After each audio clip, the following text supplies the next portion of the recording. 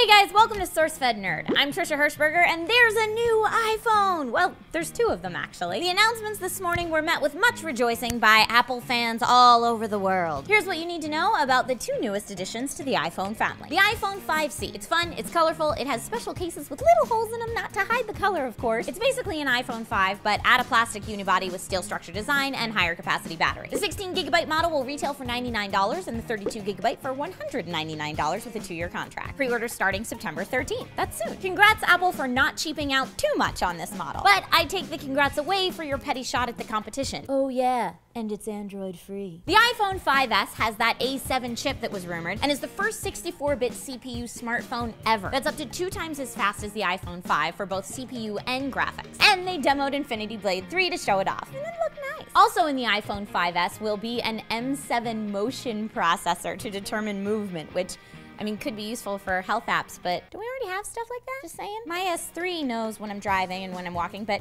hey, it's good to have. Larger battery life, better camera. They went for bigger instead of more pixels, a la the Nokia Lumia. Dual LED flash, as expected. Better built-in camera features like image stabilization, slow-mo, burst mode, etc., which I wasn't super impressed with just because, we've seen these features before on all the other recent smartphones, but everyone in my office screamed in retort, but this is the first time you can get slow-mo on iPhone. Okay. Now, in addition to that A7, here's something that's legit impressive. Touch ID reads your fingerprint on the home key, not only to unlock the phone, but to make iTunes purchases as well. And your fingerprint is safe, aka not on Apple servers or iCloud.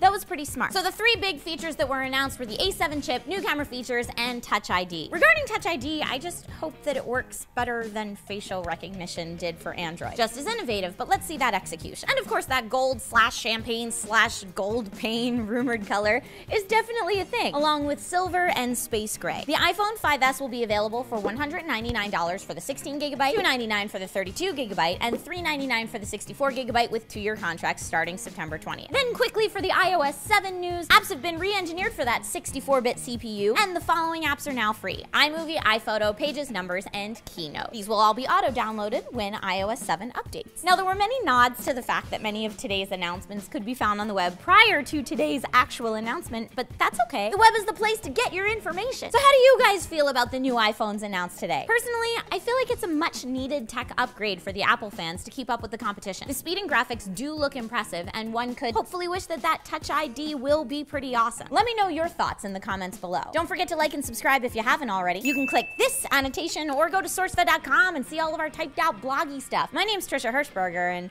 I'm real happy with my current phone, but yay for the Mac people.